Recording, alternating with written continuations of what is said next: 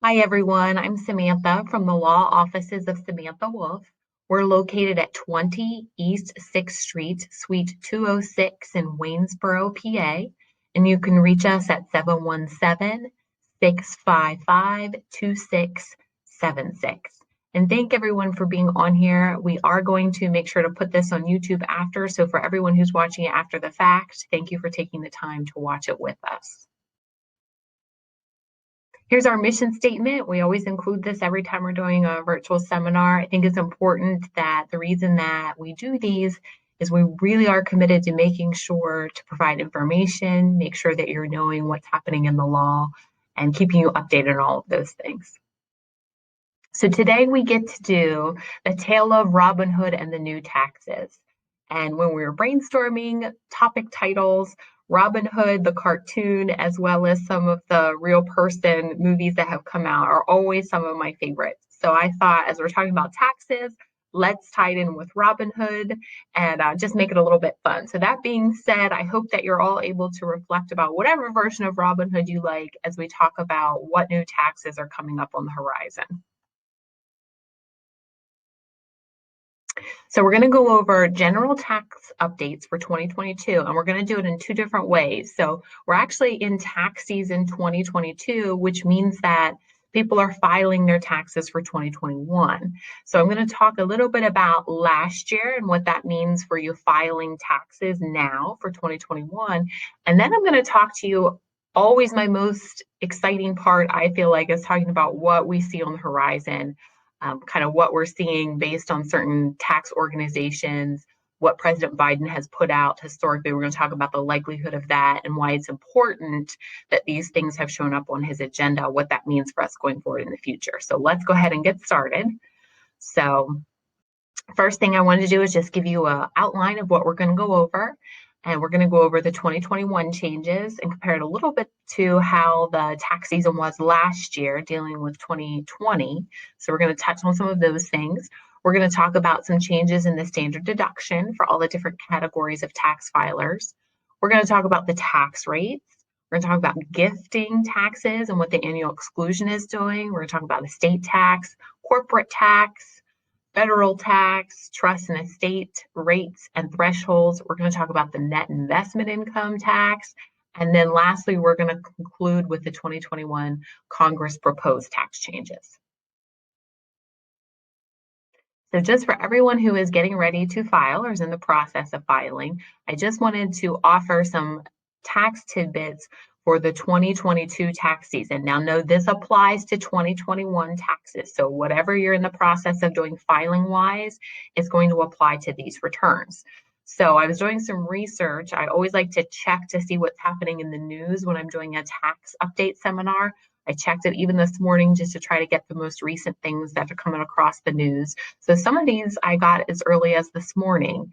So Bloomberg News reports that lawmakers, so of both sides, so Republicans and Democrats, are pushing for a halt in automated collections for income tax returns until the IRS can work through the backlog and give relief to taxpayers who already paid at least 70% of the taxes.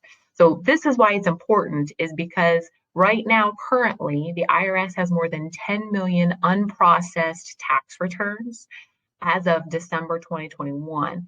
Usually when the start of tax season is coming around, they only have about 1 million of unprocessed tax forms.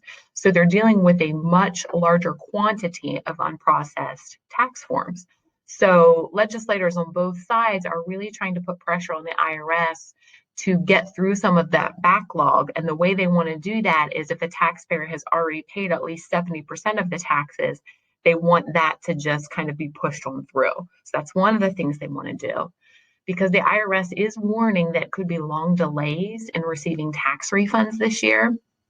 So if you're filing, I know a lot of people take the strategy of they want a big refund. So they might have more withheld from their paychecks so that they get a big refund in the springtime. And I always say this because my philosophy is that you want to try to estimate what withholding should be happening as close to what is actual reality in your life, because otherwise you're going to be waiting on the IRS to issue refunds. And on the estate side, and Tammy and I are administering estates, we have some tax refunds that we're waiting on from all the way back in 2019. So I always want to encourage people, when you're going through and filling out the paperwork to determine how much tax should be withheld from your salary or wages, consider the fact that the IRS is coming right out and saying at the beginning of this tax season that there could be delays for refunds. So consider that when you're figuring out how much needs to be withheld from paychecks. The IRS did begin accepting returns January 24th, so on Monday, and the filing deadline is April 18th this year. The IRS does have two major suggestions in order to minimize delays in the refunds you're receiving. So the first is to file electronically, and the second is, to the extent that you feel comfortable, to receive the refund via direct deposit. Now, that does mean when you're filing, you do have to enter in some bank information, but the IRS is saying that you'll get your refund back in a more timely manner than if you request a paper check.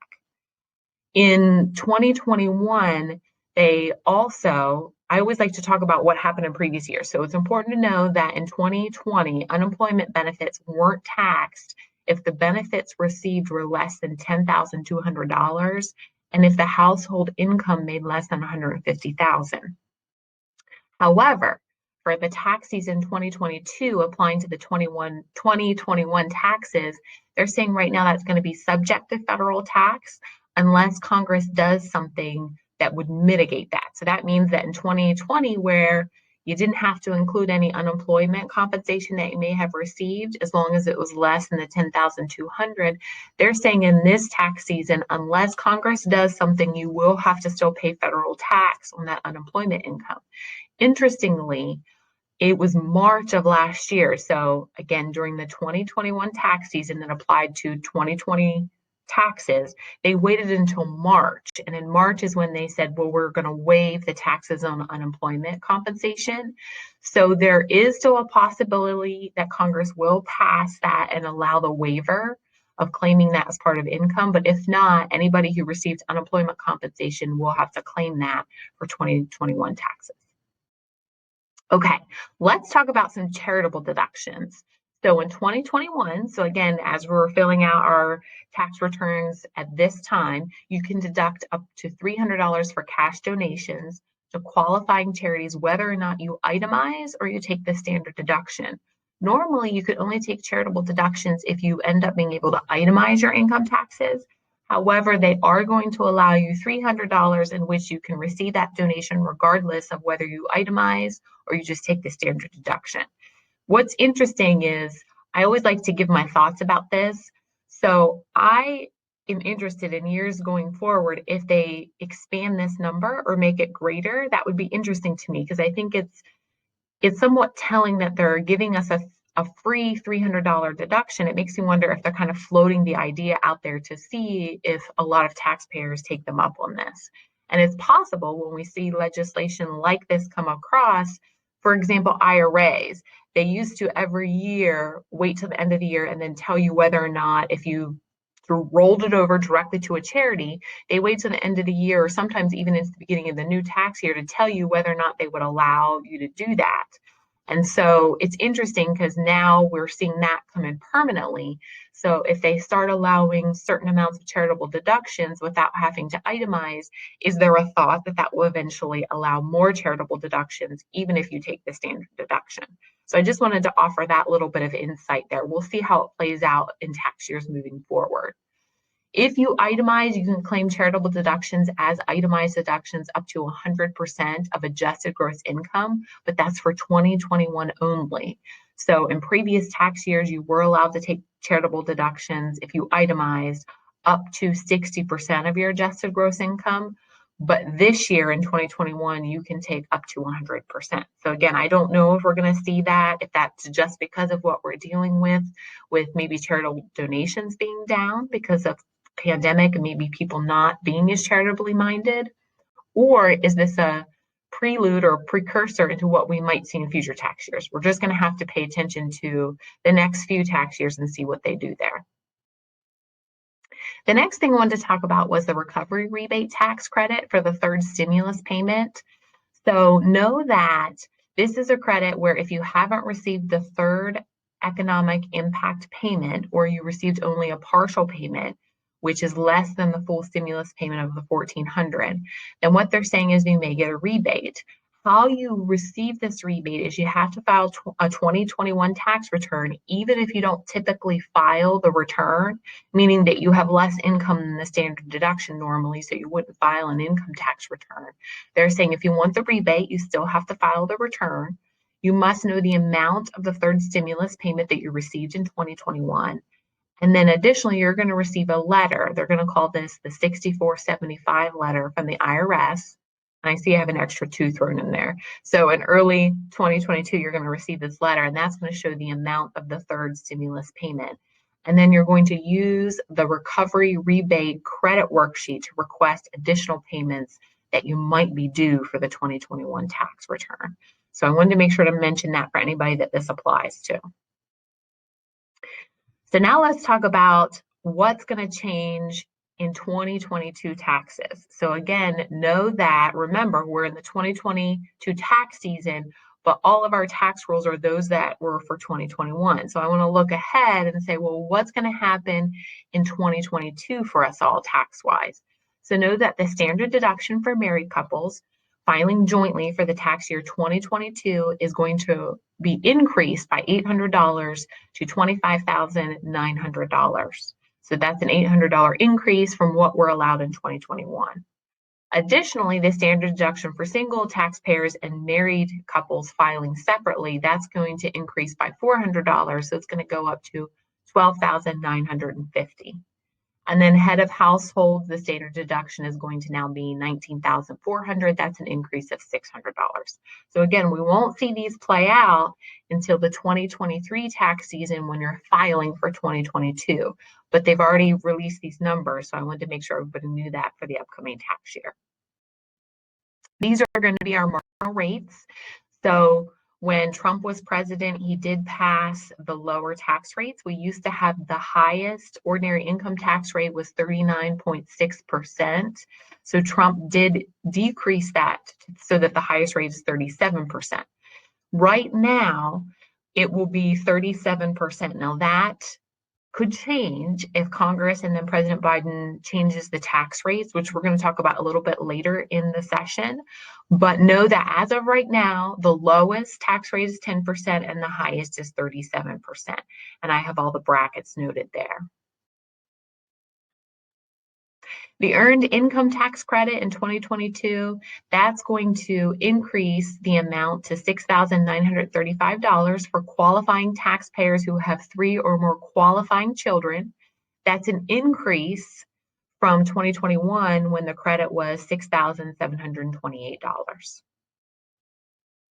And then tax advantage account changes for 2022. So this deals with health savings accounts that people might have. So the annual contribution is going to increase to $4,950, which is a $150 increase from 2021. We're going to see the family plan maximum is going to jump up $250 to $7,400. And then in 2022, we're going to see health savings account balances can be rolled over from tax year and they can accrue tax-free. So these are all important things to know for 2022. I was excited about this for some of our clients who gift. So the annual exclusion, for those of you who don't know, it started out at $10,000. So every year you're allowed to gift as many people as you want $10,000. You didn't have to file a tax return. There was no tax. And as time has gone on, for inflation reasons, they've increased that. So in 2021, and probably for the previous 5 or so years prior to that, it was $15,000.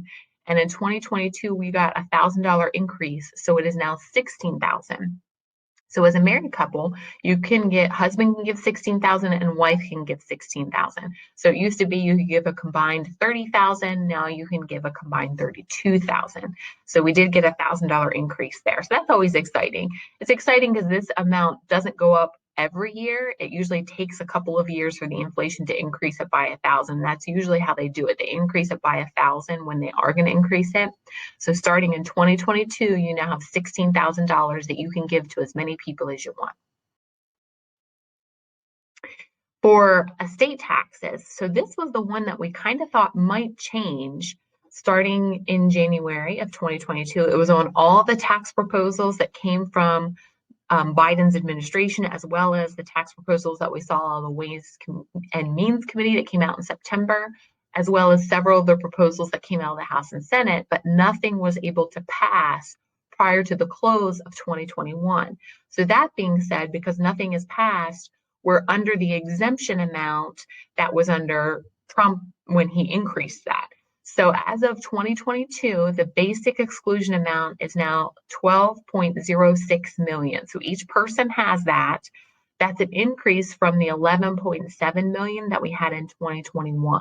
I'm not sure why they didn't just make it a flat 12.1, but they decided they wanted to do 12.06 million. So that being said, husband has that amount, wife has that amount, or if you're an individual, you have the 12.06 million.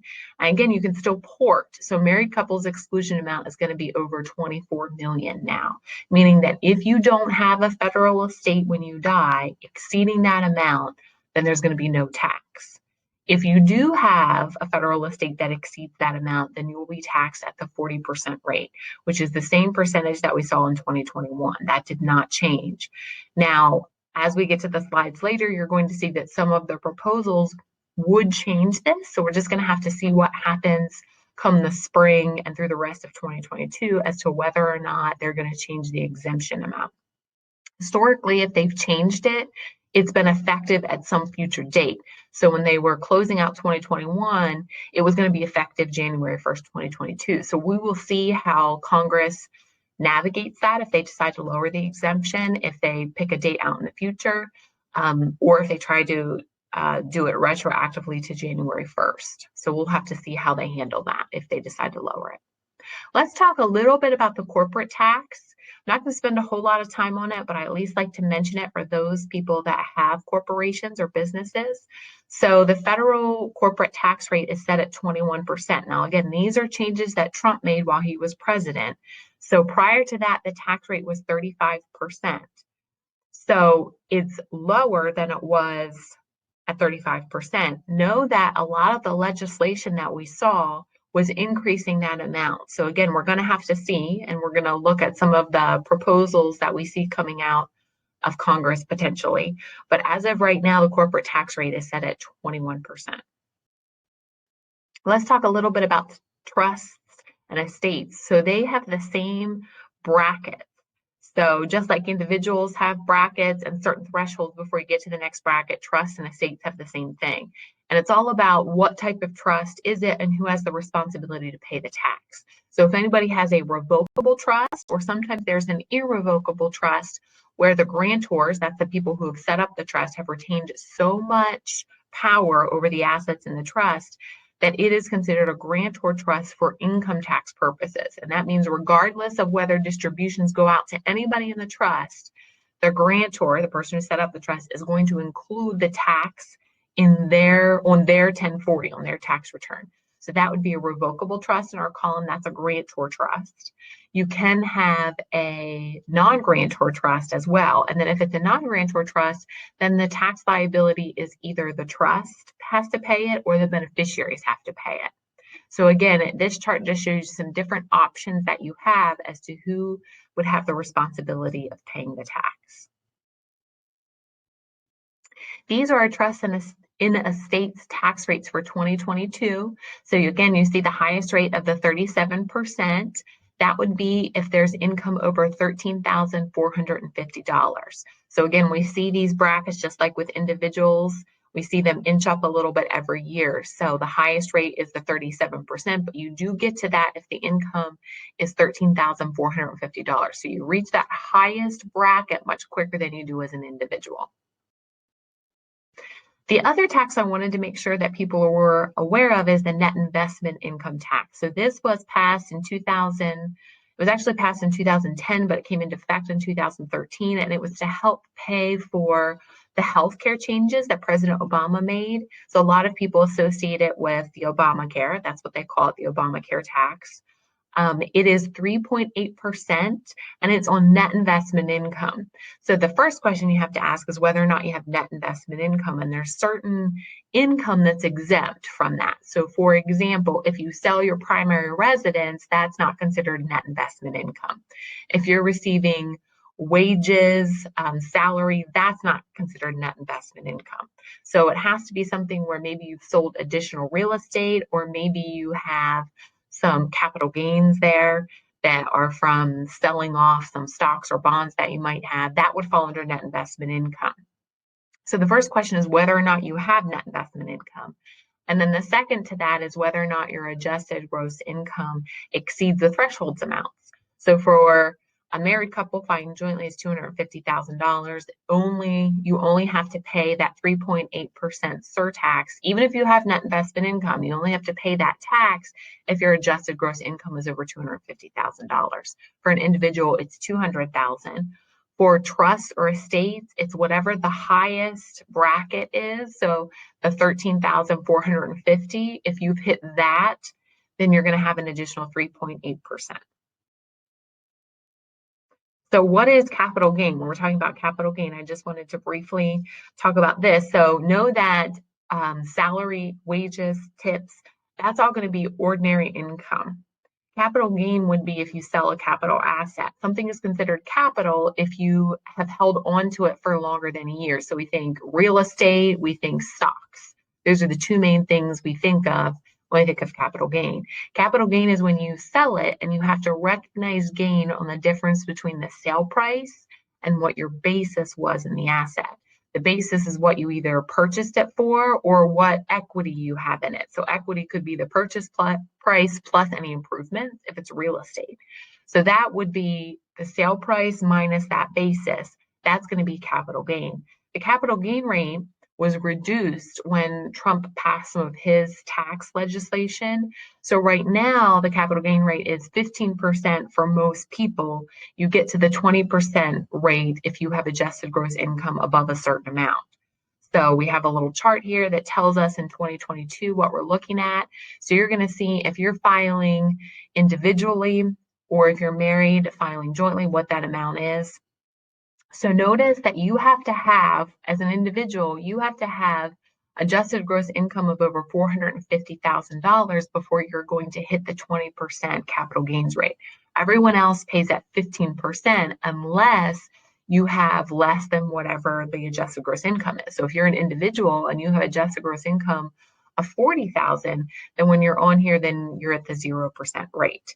So again, the most you're going to pay capital gains wise is the 20%. Now remember that some of these taxes stack on top of each other. So if you're paying the capital gains rate at 20%, then that does mean if it's considered net investment income that you're going to or may have the 3.8% surtax on that. So when we're talking about the maximum rate, the maximum capital gain rate is actually 23.8% that you potentially have to pay. Know that some of the changes that we're going to talk about in later slides was an adjustment to the capital gains rate. But as of right now, it's still either 0, 15, or 20%, depending on what your adjusted gross income is. Okay, so the rest of the presentation, I wanted to do some summary about what the changes were. And now I want to talk a lot about what we've seen or what we're seeing show up in some of the legislation. And some of this has shown up multiple times. And the more you see it show up, I think the more likely it is that you're going to see it actually pass. So I wanted to go over some of the top estate planning and tax developments that we saw in 2021. And by looking back, then we're able to forecast a little bit what we may see in 2022 and beyond. So I want to talk about this a little bit. I also think it's important for those on this seminar who might be referral sources. Some of these developments might be important so that you know when you're talking to clients or to other legal professionals, you might need to know some of these things. For example, this first one is a good thing for anybody who's dealing with clients to know, and that's that they now have an estate tax closing letter that you can receive by paying $67. So there is they're calling this a processing fee. So you have to know a little bit about the history of it to know why this is important. So returns, and we're talking federal estate tax returns. So again, this would be anybody who one spouse dies and they want to file an estate tax return because they want to take the deceased spouse's exemption and add it to theirs. They want to port it over. So you might file, even though your exemption or your state isn't over the exemption, you may file because you want to receive the deceased spouse's exemption in addition to yours. So we have some people who are filing solely for portability purposes, and we have some people who are filing because their gross estate was above the exemption amount. So for anybody who's filing for federal estate tax returns, that's a Form 706 that were filed after June 1st of 2015, closing letters were issued only upon request. So what that means is that if we were working with an estate and we were filing a 706, typically, you send the estate tax return into the IRS to the appropriate address.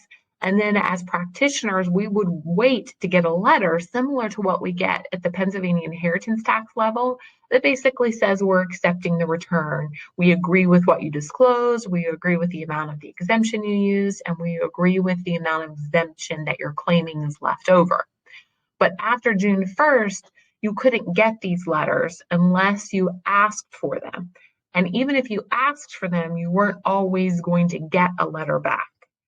So as attorneys, one of the things we were concerned about was, when we're administering an estate, can we really distribute all of the assets from the estate in confidence, knowing that there's no potential that the IRS is going to come back and say, well, no, there is some tax or it's a different exemption than you claimed.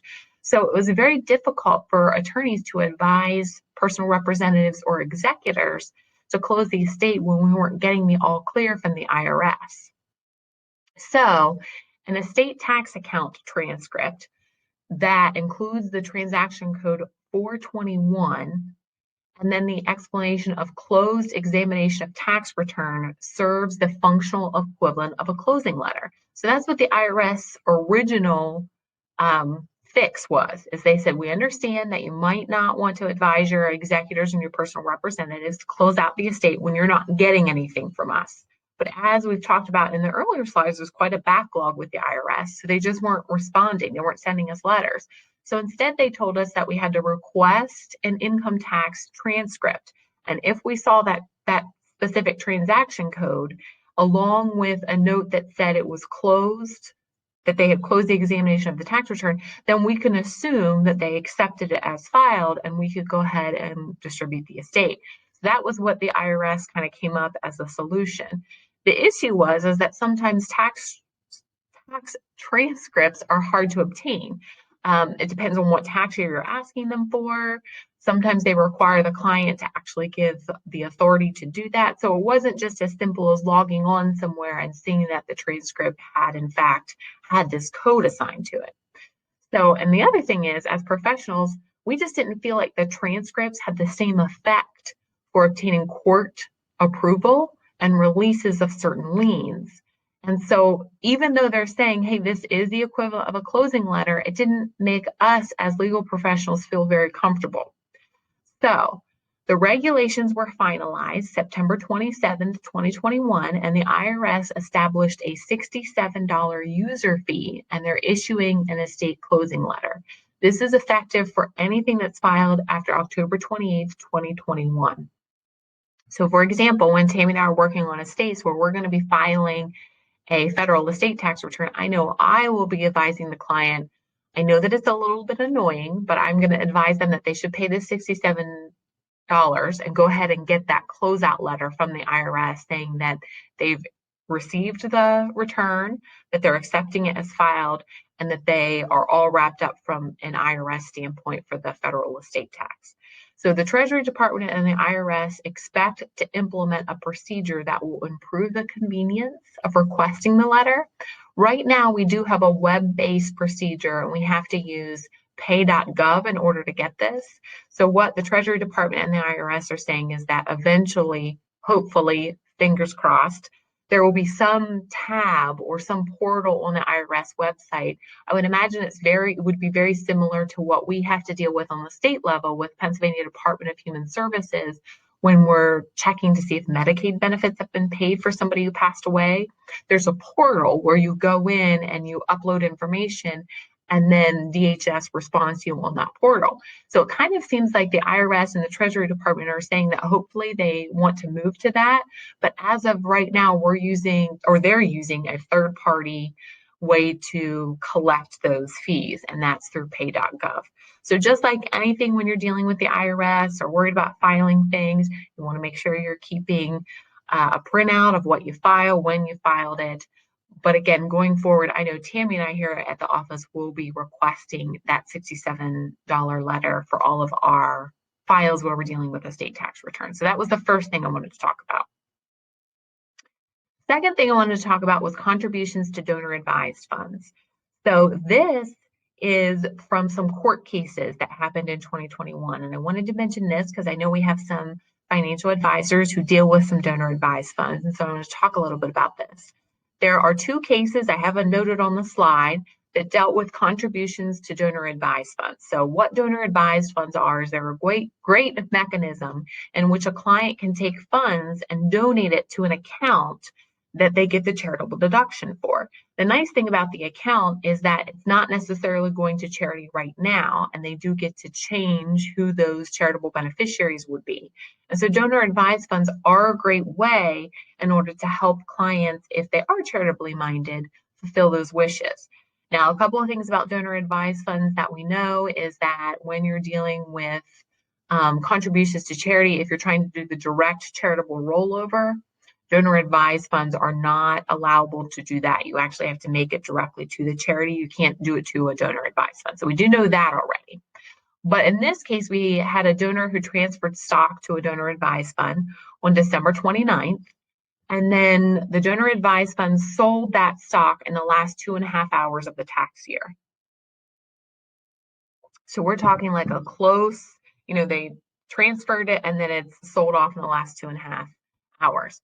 The donors are complaining that the sale drove down the price by 30%, and then it broke promises to not sell any more than 10% of the daily trading volume, and they weren't consulted about the price. So the donors were complaining about these sales that the donor advised funds did.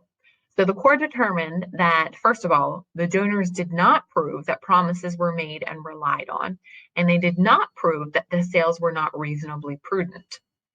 The donor had complained that the donor advised fund had invested through an affiliate and could have found lower fees if they had done something different.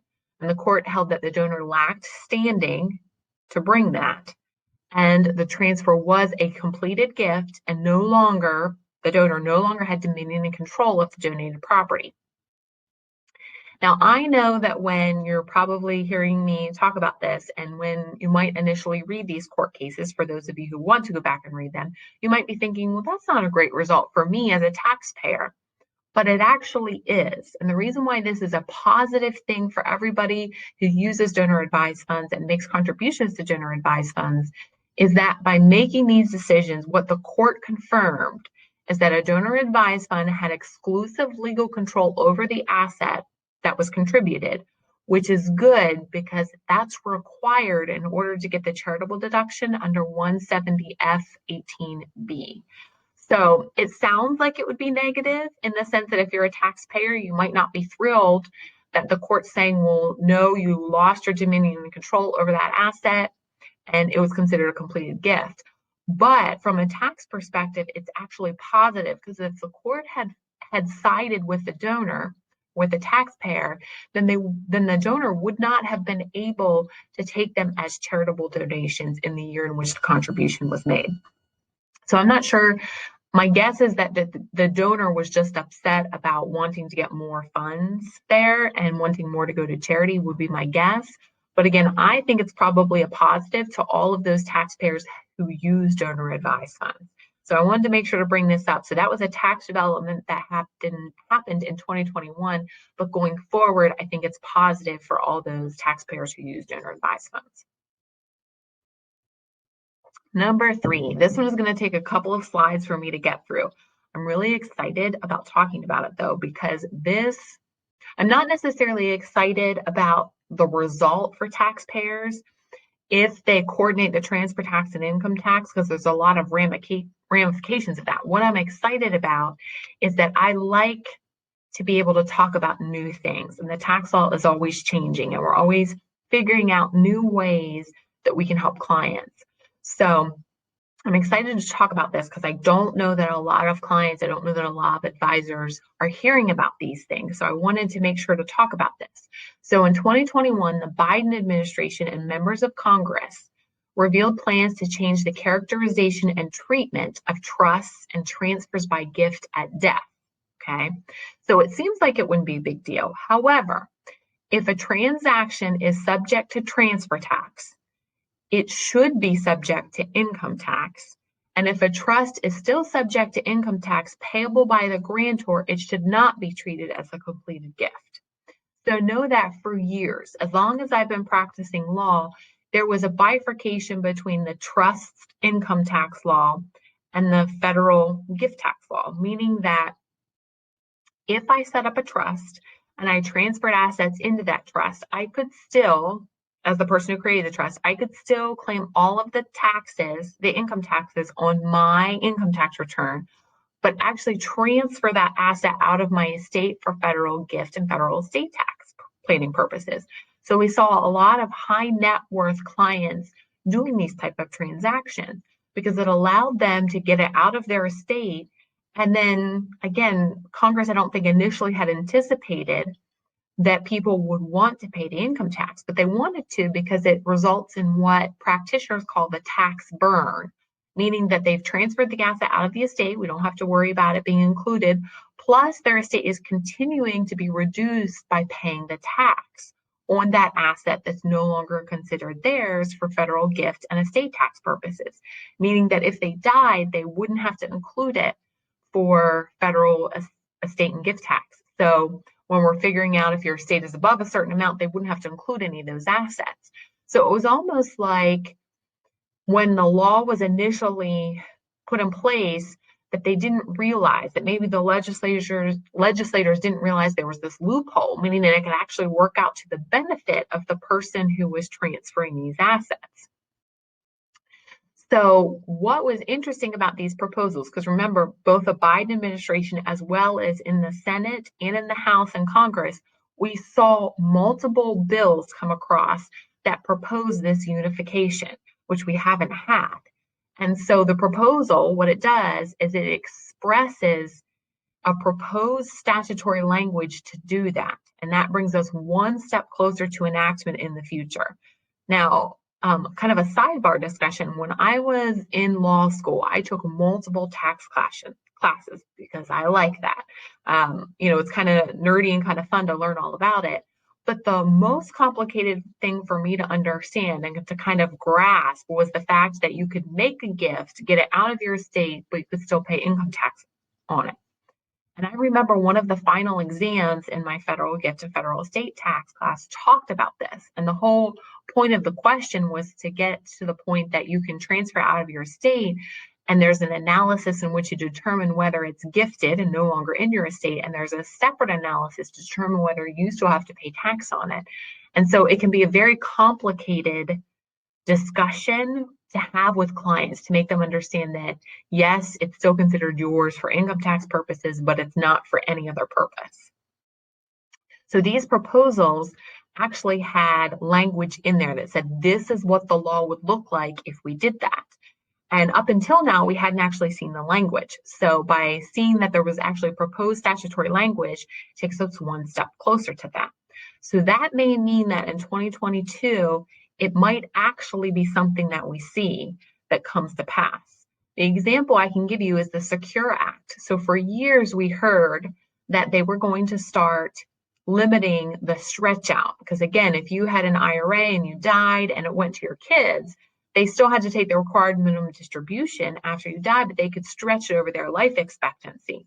And we heard for years that they were going to stop the stretch out. And we saw the proposals, and a couple years later, we saw the proposed legislation, and then we actually saw it come into play or pass at the end of 2019. So it's kind of following a similar track with the coordination of transfer taxes and income taxes. So I think that this is just making it more likely that it will happen. It may not happen in 2022, but over the next couple of years, I think we're going to see it become more and more apparent that that's the way that things might transpire. This plays into number 4, which is a deemed realization event. So the Treasury Department released its general explanations of the administration's fiscal year 2022 revenue proposals, and they call this the Green Book, and they released it May 28th, 2021. Just a fun fact for anybody who wants to read it, I did download the PDF because when I saw the link, I got a little bit excited, and I'll admit the inner Sam kind of jumped up and down about, oh, there's some explanation. So if anybody wants to read it, I'd be happy to email you the actual PDF. You can download the Green Book and read it for your reading pleasure if you ever want a little bit of excitement on a Saturday night. So these proposals, the reason for them, so it states this right there in that Green Book, they're reducing the rate disparity between capital and labor income, so wages and capital gains. They want to reduce that difference. They want to remove the encouragement of efforts to convert labor income into capital income, meaning that they don't want people to be like, well, I'm going to buy enough property that have passive income so I don't have to work anymore. So they're trying to get rid of the efforts to convert it from getting paid as part of a W-2 wage to converting it to passive income. Number 3, they want to eliminate the incentive for taxpayers to inefficiently lock in portfolio of assets and hold them primarily for the purposes of avoiding capital gains. So think of it this way. If you bought Apple stock way at the beginning, it's now worth oodles if you sold it. But if you never sell it, you don't have to recognize that gain. So we have people that are holding on to Apple stock without selling it, never recognizing that gain, and it's passing through generation to generation. That's the best example I can give you of that. So trying to eliminate that incentive so that people are buying and selling those stocks more regularly. And then number 4, they want to raise revenues. So with all of that being said as their purpose, let's go over some of the things that are in the Green Book. So one of the things, there are no changes to the estate and gift tax. So that's interesting to me because we saw some proposals dropping the exemption. We didn't see any of that in this Green Book. But what we do see is a proposal to increase the top marginal income tax rate to 39.6%. So right now it's 37, it would go up to 39.6. There was also a proposal to tax capital gains at the same rate as ordinary income for taxpayers with adjusted gross income greater than $1 million. Now, what I will say to this is that if you go back and look at the history of the income tax, it was actually started right after, I want to say it was one of the world wars to generate revenue. And they said, it was going to be something temporary. It was only going to be for the high earners. And now we have the income tax as to what it is. So know that when we see these proposals, sometimes they will say, for income greater than 1 million. And then once they get it in place, sometimes it pushes down to those lower income brackets. So just because they're saying it's staying at 1 million doesn't mean that it's guaranteed to stay at 1 million. But the proposal is that instead of paying capital gain rates of the highest being the 23.8%, instead it's going to match the 39.6 or whatever your ordinary income tax rate is. So again, if the point is to prevent people from doing capital gains as opposed to wages, then by doing that, taking away the benefit of it being a capital gain versus ordinary income, they'll match the rates so that they're all ordinary income tax rates. It also proposes to tax deemed realization of accumulated appreciation upon transfers by gift and at death. I get excited and kind of go over the gift because the death is what I think applies more to our clients. So think of it this way. If you have a family farm or any type of real estate, when you die, your beneficiaries get a stepped up basis, which means that if it was worth $200,000 on the day you die, but you only purchased it for $10,000, your beneficiaries, their basis becomes $200,000. So if they turn around and sell it, there's zero gain. However, if they don't sell it, there's no gain that they ever have to pay. So family farms, for example, that might have been in the family for years and years and years and being gifted, what this is saying is that they're going to make it a deemed sale, meaning that even if they don't sell it, they're going to have to pay the difference between what the fair market value and what that basis is. So it would be a lot of people that have real estate, this would come into play. So right now in Pennsylvania, we only worry about the beneficiaries having to pay inheritance tax at a rate of 4.5%. This may mean that they actually are going to have to pay income tax on real estate, even if they don't sell it. Same thing with stock. Even if they don't sell it, they may have to pay the difference between what your basis was in it and what it's sold for. So the gains would be realized on transfers that you make that are gifted or at death to excess of an asset's fair market value over the donor or the decedent's basis in the asset. So again, that's what we talked about. That would be the gain that you would have to pay. Losses at death would offset any gain. So if you have property that decreased in value, you would get a loss there.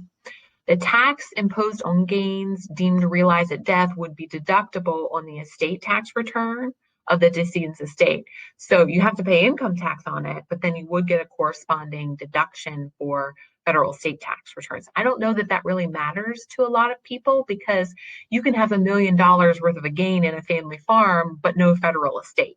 So I don't know that that deduction would really help a lot of people unless the exemption drops significantly. And then the 39.6% capital gain rate plus the 40% estate tax rate would mean that there could potentially be a combined rate of 63.76 if someone passes away. Now, again, that would be if the capital gain rate matches the income tax rate, because it's not just that there's a deemed realization, it's that if you had sold it now, the most you'd pay is 23.8% capital gains rate. But if they make the capital gain rate match the income tax rate, you're dealing with a high rate of 39.6%, plus you would have a 40% estate tax rate. So that's where we get the combined of 63.76%. That also doesn't count the net investment income surtax. So again, it could potentially be more there. There are some things that would be excluded. So tangible personal property, so household furnishings and personal effects. Transfers to a spouse, you wouldn't have to worry about there. Transfers to a charity. There'd be a unified exclusion of capital gains for transfers by gift and death of $1 million per person as adjusted for inflation. So that's, again, interesting to me. So if it's not above $1 million, then you wouldn't have to worry about it. However, again, once they would pass this, there's always a chance that they could lower that in the future if they wanted to do that. There's always a chance they could raise it as well. The 121 exclusion that you get if you're an individual and you sell your primary residence of $250,000, or if you're married, you get $500,000. So the 121 exclusion of gain on the sale of the primary residence would apply to a gain of the residence, and it would be portable. So the good news is most likely it won't apply to most people's primary residence. It would just be additional real estate, or if they had maybe a family farm, that's where we would see it. Other interesting things that fall under the deemed realization is there'd be no minority or partial interest discounts for fair market value purposes, meaning that some people do planning where they have a family limited partnership and they have family members who are all members, and they do this because they get a discount. They can take up to a 40% discount because it has to stay in the family. They can't sell it to a third party. So the IRS allows them a discount. So they're saying no more discounting. They're saying transfers into and distributions in kind from a trust. I know it says in kind, it's in kind from a trust would be recognition events unless the trust is a grantor trust. So what that means is that anybody who has any type of trust would potentially, any distribution out of it, there would have to be income tax that's paid, where right now we don't have to worry about that. No exemptions for irrevocable trust in existence on the date of enactment. So this would apply to grantor and remainder beneficiaries of trusts that were created pre-2022. Now, again, this is based on what they released in May of 2021. So they were saying in the future, it would be anything created to pre-2022. My thought is if they end up passing this, it would be whenever they pass it. It would be, they pick a date effective January 1st, 2023 or 2024, whenever they would pass it. Payment of tax on the appreciation of certain family-owned businesses would not be due until the interest is sold or the business ceases to serve. Okay, I thought I was going to share my screen, but so far Jess is hanging in there. There would be a 15-year fixed rate payment plan. So the IRS will allow you to do a payment plan if you didn't have liquid assets. So again, family farms would be a great example of that. If they're going to have an income tax where you may not have the cash on hand to pay that, you don't want to have to sell the farm, they would allow a 15-year plan in which you could make payments. Previous congressional proposals were made in March of 2021. However, there were some differences that we saw. So number one, the includability in the gross estate rather than the revocation or the revocability as a test for the trust. So when the Green Book came out, they were saying, well, it's going to be whether or not the trust is revocable. However, the congressional proposals, they just said, no, we're not going to look at whether it's revocable or irrevocable. We're going to ask whether it's included in the gross estate or not, as to whether or not these deemed realization events will happen to the trusts. Number two, we saw in the proposals, market-to-market treatment for trusts not deemed owned every 30 years in one proposal and every 21 years in another. So what that means is that as of right now, you can have it owned in trust indefinitely, and it will pass through the generations without being included in the gross estate. This is saying that these proposals would cut it off. So they'd give you 30 years and then it'd have to be included. And then they would give you another 30 years and you're including it in the gross estate. So one proposal said every 30 years you have to include it, and another said every 21 years. Number three, there was a very broad annual reporting to the IRS for trusts in one proposal. So one of the things I always talk to clients about is they might want to use a trust over a business entity because right now there's no registration or reporting that's required other than a tax return if it needs to be filed. Interestingly, one of the proposals is now going to require broad annual reporting if it passes. So again, these are just proposals. Number four, there was no mention of partnerships.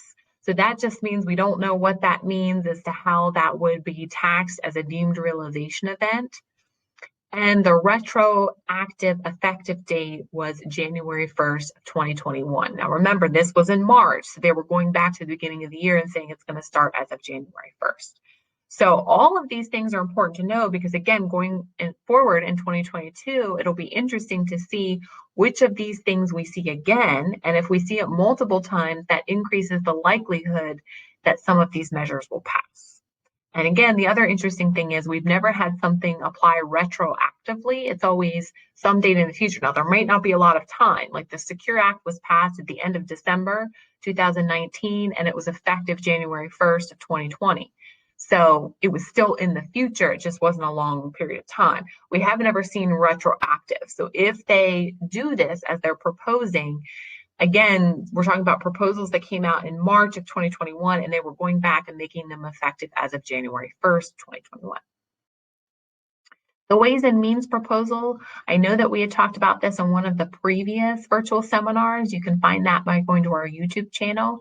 But I just wanted to briefly mention this because in that proposal that came out in September of 2021, they wanted to link grantor trust rules and transfer tax rules. So again, we're seeing it again. They're trying to couple those two things. And you would include the value of the portion that's considered grantor for income tax purposes. You'd include that in the estate.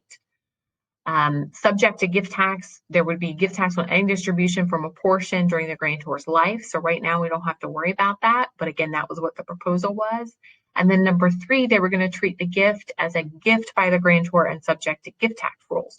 So in a lot of these, you were able to take the rules and make it so it wasn't a completed gift and include it in, means you got the step up, or in others, you were making a complete gift where you didn't have to include it in your gross estate. So they're talking about coupling that and making it a unified rule so that you can't do some of that more sophisticated planning. So for sales to intentionally defective grantor trusts, right now, if you set up a grantor trust and you sell an asset to it, there's no capital gain you have to recognize, but the Ways and Means Committee was proposing that you would have to recognize it at that time. So again, just taking away some of the planning that people are using now. Another development we saw in 2021 was an anti-abuse clawback for gift and estate tax. I'm not going to spend a lot of time. If anybody has any questions about this, I can send you the particular material about it. But just know that what this was doing is that tax planners realized that they could, in essence, get more than what the exemption amount was, meaning that if the clawback would come in, the way they would fill out the paperwork, it would produce a bonus to those people who filed and gifted out of their estate. But then there are these clawback rules and it would bring it back to the estate. But rather than bringing the asset, it just brings this bonus. So instead of having the exemption amount, they would have the exemption amount plus the bonus. So this is an anti-abuse clawback that would say we're not going to allow that. And again, if you're interested about the specifics of it, I actually have an example that I could send you that shows it more clearly. Higher tax rates for trusts and estates are the number 6 development that we saw. So we know that the proposal is to increase it to 39.6%. However, there would also be an additional 3% surcharge for trusts and estates that had adjusted gross income of over 100,000. In addition, there would be a 3% surcharge for adjusted gross income of over 5 million for individuals and married couples. So you're going to see instead of increasing rates, they might do surcharges on people who have adjusted gross income above a certain amount. So the House and Rules Committee, their threshold was 10 million, 200,000 for trusts and estates, and then there was an additional even 8% at a level of 25 million for individuals or 500,000 for trusts and estates.